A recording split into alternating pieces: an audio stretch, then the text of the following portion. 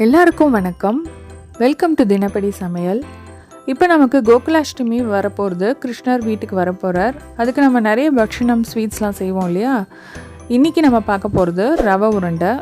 இந்த ரவா லாடு ரொம்ப ஈஸியாக செய்யலாம். நம்ம அரைச்சி பொடியாக்கி அதெல்லாம் பண்ணணும்னு இல்லை, முழு ரவையை வச்சே ஈஸியாக செய்யலாம். ரொம்ப டேஸ்ட்டாகவும் இருக்கும். இதுக்கான இன்க்ரீடியன்ட்ஸ் லிஸ்ட்டு நான் டிஸ்கிரிப்ஷன் பாக்ஸில் கொடுத்துருக்கேன். இது இன்ஸ்டண்ட்டாக ஒரு ஸ்வீட் பண்ணணும்னு நினைக்கிறவங்களும் சரி, இல்லை வேலைக்கு போகிறவங்களும் ஈஸியாக பண்ணக்கூடிய ரெசிபி. வாங்க இதுக்கு தேவையான பொருட்கள் என்னென்ன வேணும்னு பார்க்கலாம். 1 கப் ரவை, அதுக்கு 1/2 கப் அளவுக்கு கொப்பரை துருவல் இல்லைன்னா தேங்காய் இருக்கு இல்லையா, அதை நல்லா வறுத்துக்கலாம். செவப்பாக வறுக்கணும்னு அவசியம் இல்லை, அதோட ஈரத்தன்மை போனால் போதும்.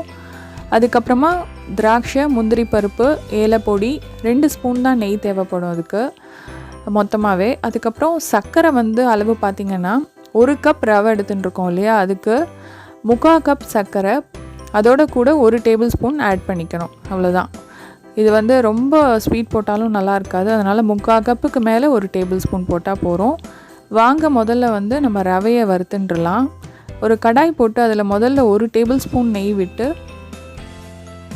ரவையை போட்டு நல்லா வறுத்துக்கலாம். ரவை ரொம்ப செவப்பாக்கணும்னு அவசியம் இல்லை, லைட்டாக கோல்டன் ப்ரௌன் கலர் வரும், அந்த ரவையோட வாசனை வரும், அது வரைக்கும் வறுத்துண்டா போதும்.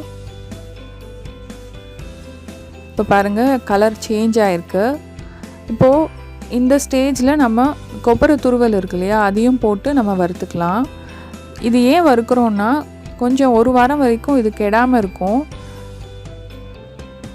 இதே நம்ம தேங்காய் போட்டோன்னா ஒரு 3 டேஸ் தான் இருக்கும். தேங்காய் வறுத்துட்டு போட்டால் கூட அதோட ஃப்ரெஷ்னஸ் 3 நாளைக்கு தான் இருக்கும். கொப்பரை போட்டு பண்ணிங்கன்னா 1 வாரம் வரைக்கும் நல்லாயிருக்கும்.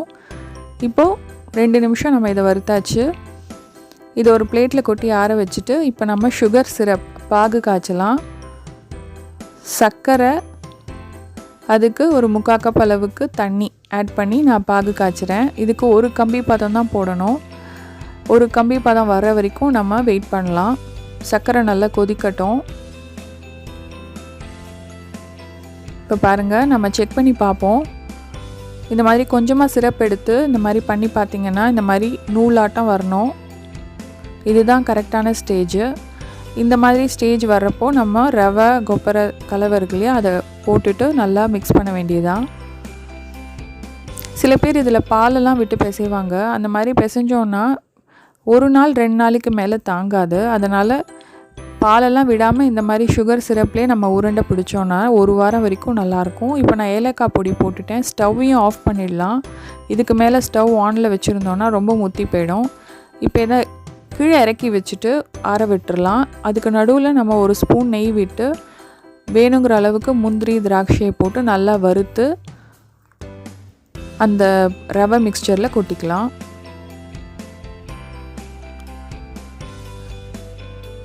இப்போ இந்த ரவை கலவையில் அதையும் போட்டுட்டு நல்லா மிக்ஸ் பண்ணிக்கலாம். இப்போ இது பார்த்திங்கன்னா இப்போது நல்லா ஒரு கேசரி மாதிரி இருக்குது. இது அப்படியே ஒரு தட்டு போட்டு ரொம்ப மூடாமல் கவர் பண்ணாமல் கொஞ்சமாக காத்தோட்டமாக தட்டு போட்டு மூடி வச்சிடலாம்.